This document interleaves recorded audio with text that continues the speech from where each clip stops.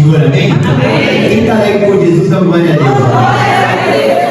Aleluia. Vamos abrir nossas Bíblias em Deuteronômio, capítulo 6, verso número 5. Deuteronômio, capítulo número 6, o verso número 5. Glórias a Deus. Em Deuteronômio capítulo 6, verso número 5, a palavra do Senhor diz assim: Amarás, pois, o Senhor teu Deus de todo o teu coração e de toda a tua alma e de todo o teu poder. Amém? Pode tomar o seu lugar em nome de Jesus. Hoje o tema dessa palavra é coisas que agradam a Deus, mas que poucas pessoas fazem. Hoje a gente vai dar uma aprofundada na palavra de Deus sobre algumas coisas que são muito agradáveis ao Senhor, só que poucas pessoas na terra fazem. E a primeira coisa é confiar em Deus quando tudo diz o contrário. Porque confiar em Deus, acreditar em Deus quando as coisas estão indo no caminho, confiar em Deus, acreditar em Deus quando tudo está indo na direção que nós esperamos, é muito fácil. Só que quando nós vemos os grandes homens e as grandes mulheres de Deus que agradaram ao Senhor com as suas atitudes, que agradaram ao Senhor com a sua fé, a grande maioria deles, eles confiaram em Deus quando tudo dizia ao contrário. Quando Deus chama Abraão e faz a promessa a Abraão, ele confia em Deus quando tudo está dizendo ao contrário. Quando Deus dá um sonho para José do Egito, ele agarra, ele acredita naquele sonho, ele confia no Senhor quando tudo está dizendo ao contrário. Quando nós analisamos e vemos a palavra de Deus, nós vemos que Deus, ele unge Davi, só que desde o momento que ele é ungido até o momento que ele vive a promessa, demorou anos.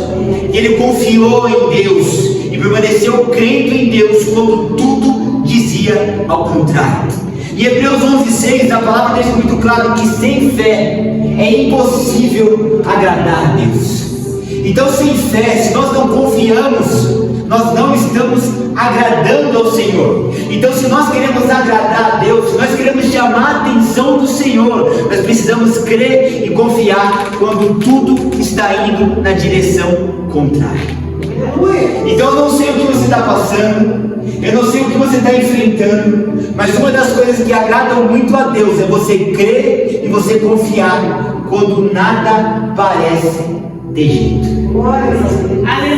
Nós nos mostramos diferentes para Deus, nós nos mostramos verdadeiros servos do Senhor quando nós acreditamos e confiamos quando a resposta parece ser não.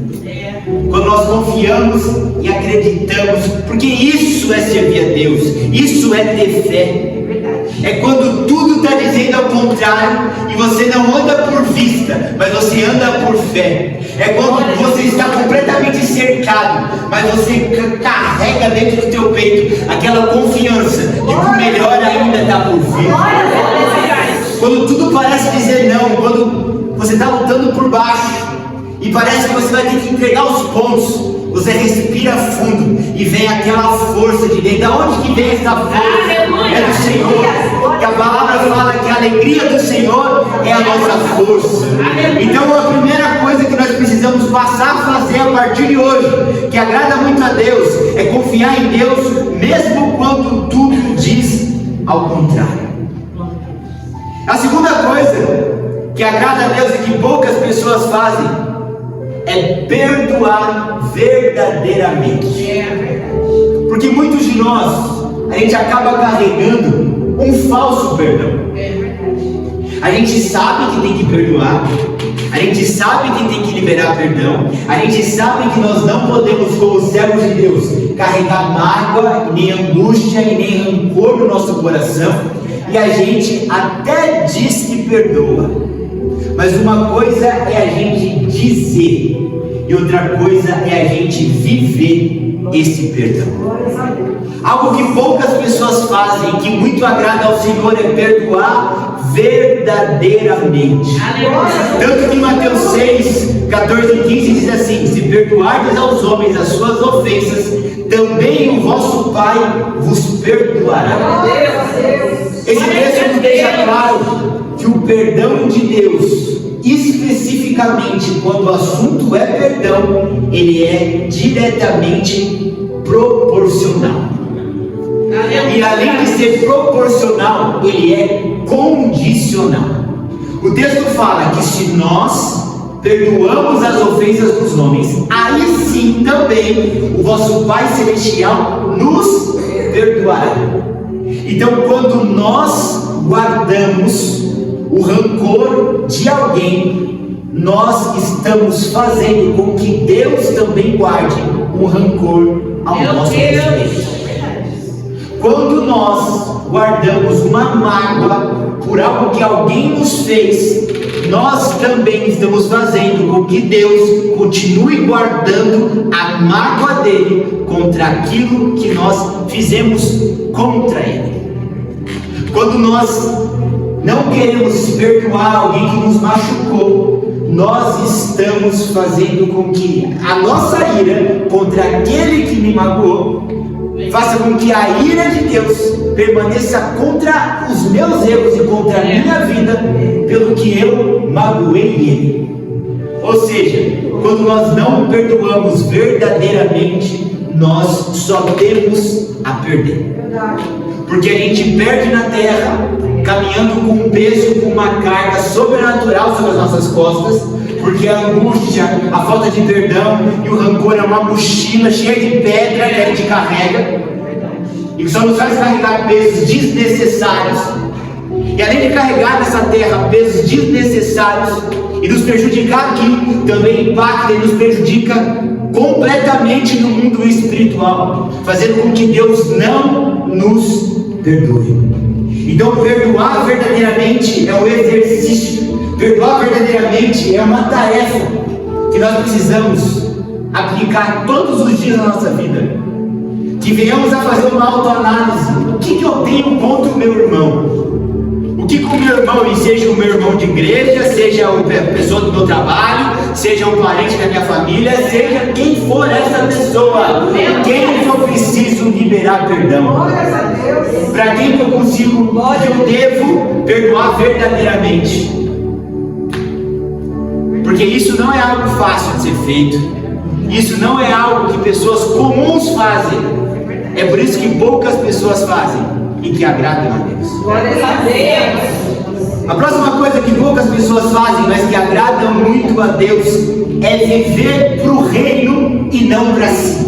E aqui é muito difícil também aplicar e viver. Olha o que a Bíblia nos fala em Mateus 6,33: buscai, pois, o primeiro lugar o reino de Deus e a sua justiça, e todas essas coisas vos serão acrescentadas. Então a instrução bíblica de como nós devemos viver é primeiro o reino, depois eu. Aleluia! Primeiro o reino, depois para mim. Primeiro a vontade do reino, depois a minha própria vontade. Então nós precisamos passar a viver isso, nós precisamos passar a praticar isso, porque isso é algo que agrada a Deus, isso é o mandamento de Deus para mim e para a sua vida. Viver para o reino e não para si. E quantos anos da nossa vida nós vivemos para nós? Quantos anos da nossa vida nós vivemos para nós mesmos?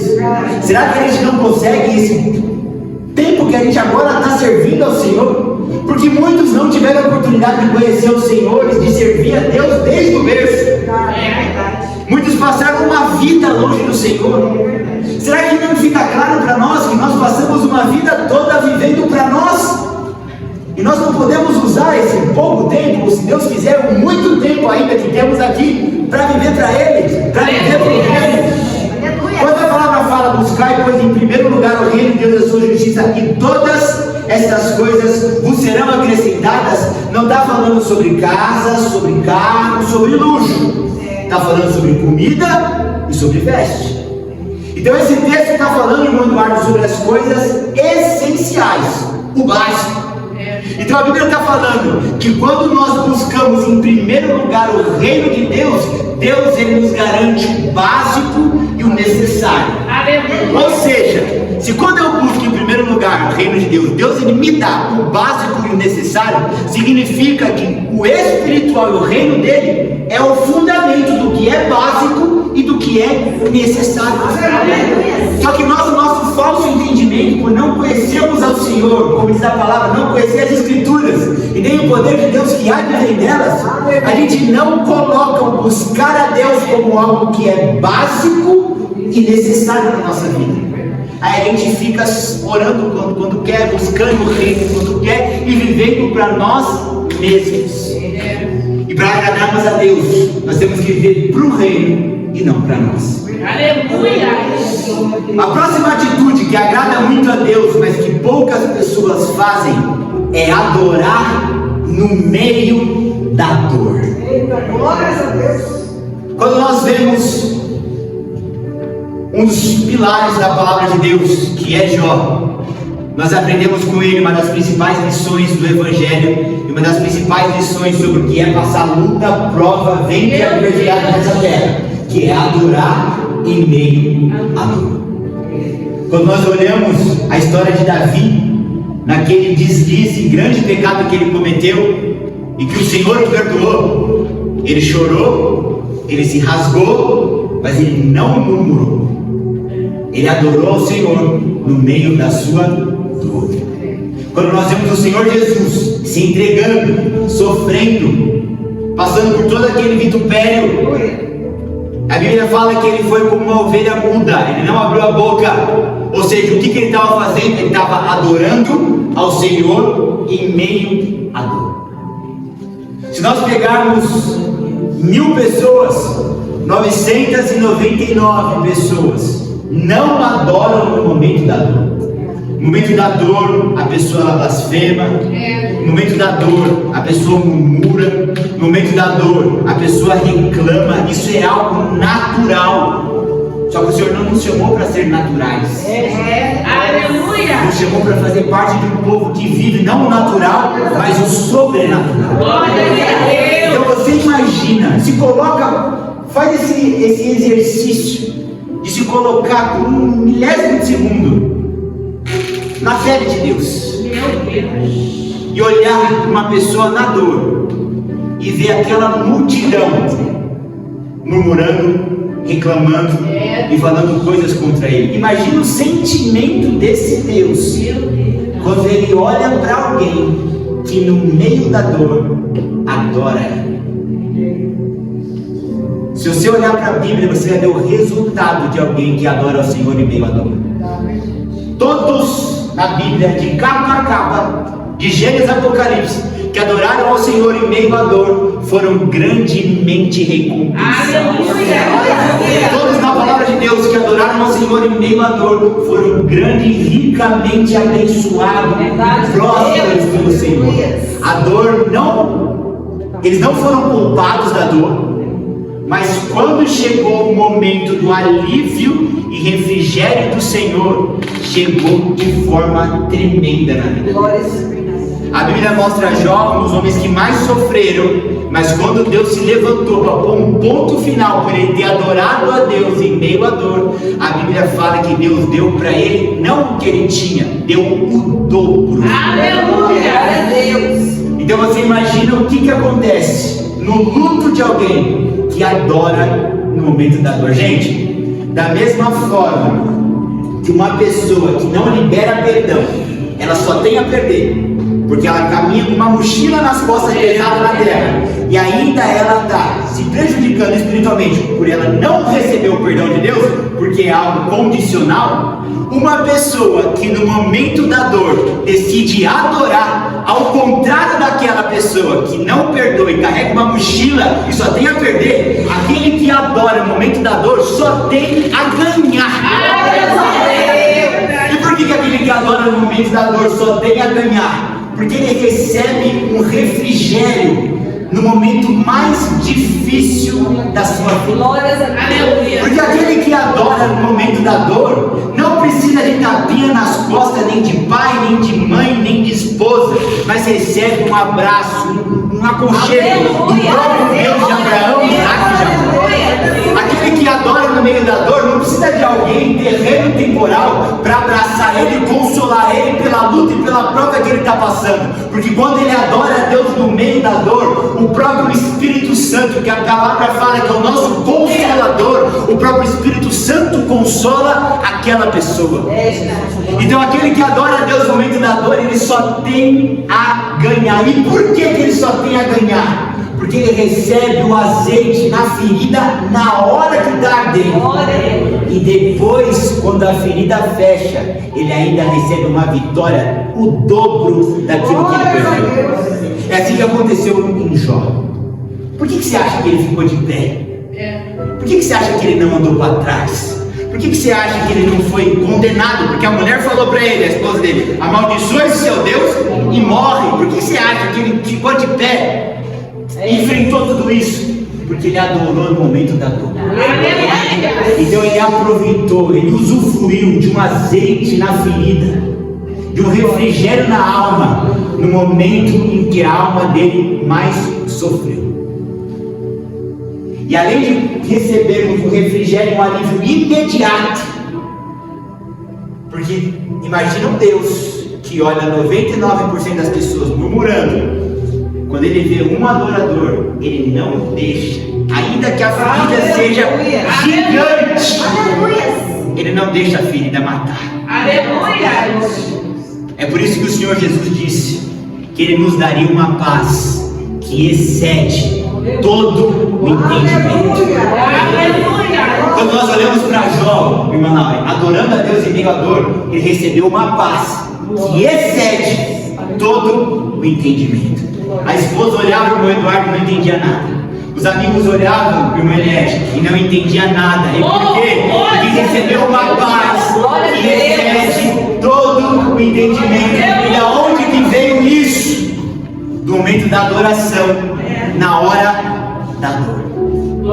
Na hora da dor, gente, é como se a gente estivesse com as costas na parede e só tem dois caminhos, da direita ou da esquerda, no momento da dor.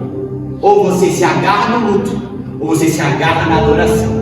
Ou você se agarra nas trevas, ou você se agarra na luz. E precisamos carregar essa fé ao ponto de, no momento da dor, ao invés de caminharmos em direção à escuridão, caminharmos em direção à adoração. E na adoração criamos refrigério para a alma. Então que venhamos adorar o Senhor no momento da dor. E a próxima atitude que poucas pessoas fazem, mas que agrada o coração de Deus, é esperar em Deus sem murmurar. Porque uma coisa é a gente estar no meio da dor e adorar. Só que se tem uma das coisas que dói tanto quanto a dor, é a espera.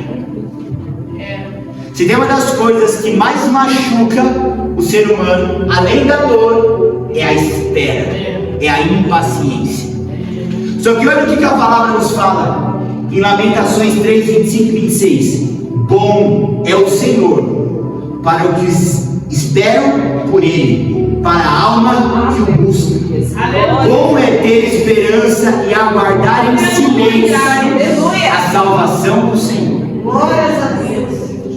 Bom é o Senhor para os que esperam por Ele, para a alma que o busca. Ou seja, Deus ele se torna bom para quem tem paciência. Então aquele que é muito impaciente não desfruta dessa bondade. Porque a Bíblia está nos dando aqui uma condicional, uma condição.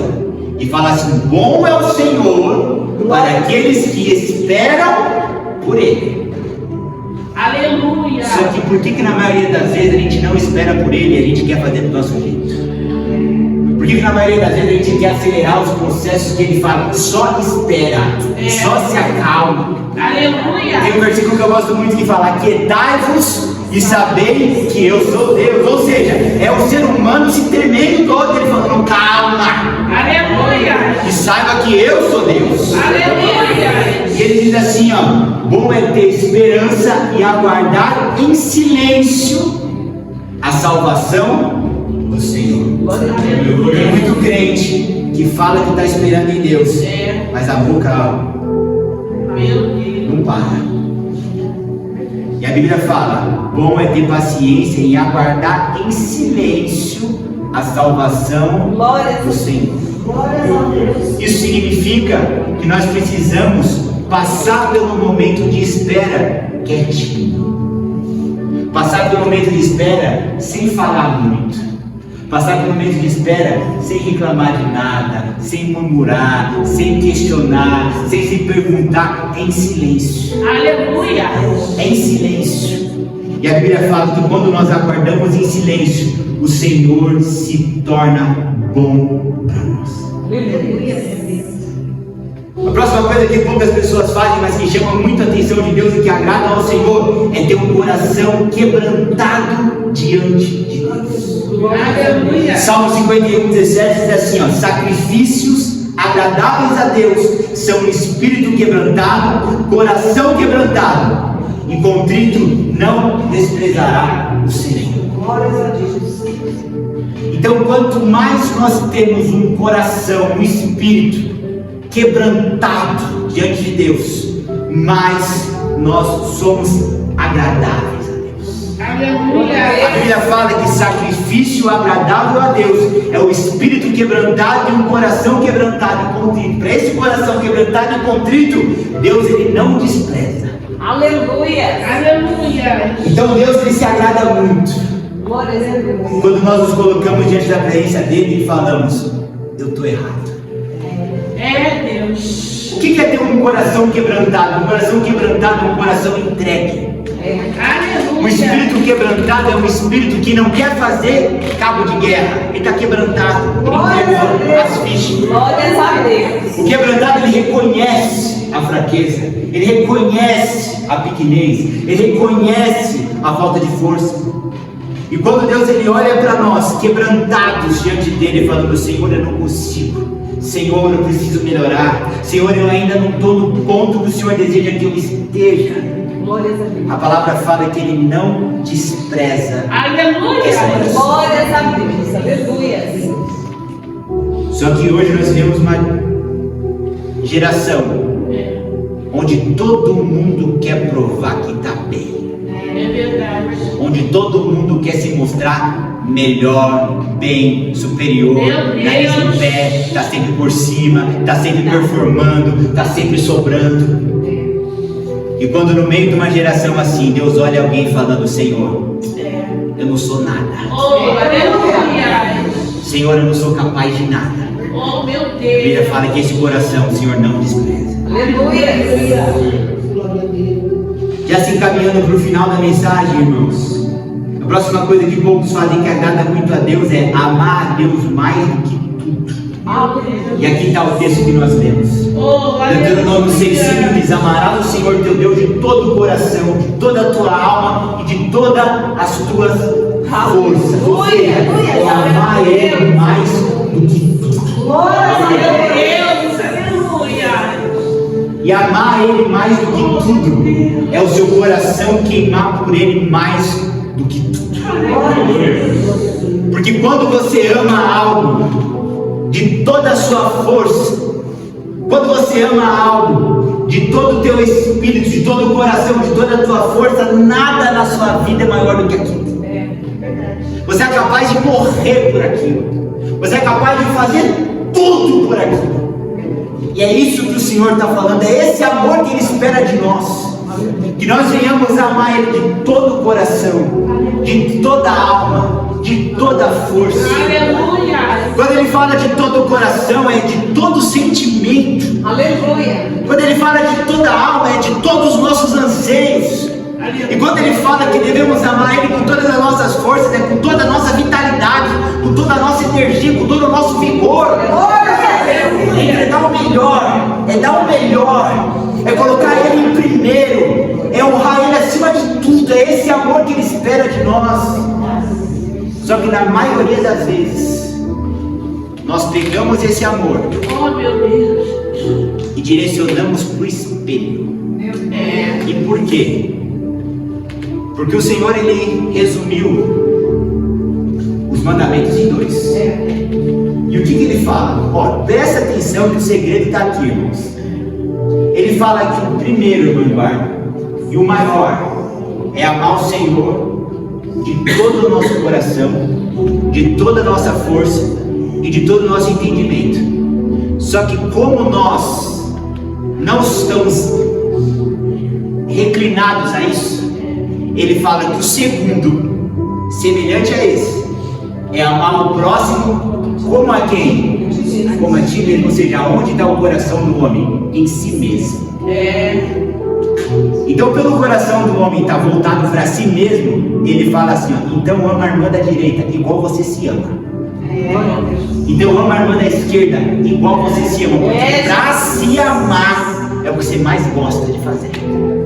Para se auto-beneficiar é o que você mais corre atrás. Glória a Deus. Então, como o nosso egoísmo humano, terreno, temporal grita, ele fala assim, ó, então ama quem está na tua frente, na tua trás e dos teus lados, da mesma forma como você se ama. Só que ainda assim, irmãos, o número 1 que ele espera de nós não é nos amar no espelho, e não é tão somente amar o da direita e da esquerda, mas é amar Ele com toda a nossa energia, com toda a nossa força, com toda a nossa força. Só que o Senhor, Ele também deixou algo escriturado para nos ensinar, e a gente termina por aqui. Porque tem muitos que falam, eu amo ao Senhor, mas não amo a pessoa da direita. É por isso que quando ele falou sobre os 2 mandamentos, ele fala, e o segundo, semelhante a esse, é amar o próximo como a si mesmo. Ou seja, se nós não amamos o próximo, nós não amamos a Deus. E o desejo e a vontade de Deus é que nós venhamos amar Ele com todo o nosso coração, toda a nossa força e todo o nosso entendimento. Amém? Então esses, irmãos, foram alguns ensinamentos que o Senhor nos deu nessa manhã, de algo que nós podemos vir a praticar, que poucas pessoas fazem, e que se nós aplicarmos, nós vamos chamar a atenção de Deus e agradar ao Senhor.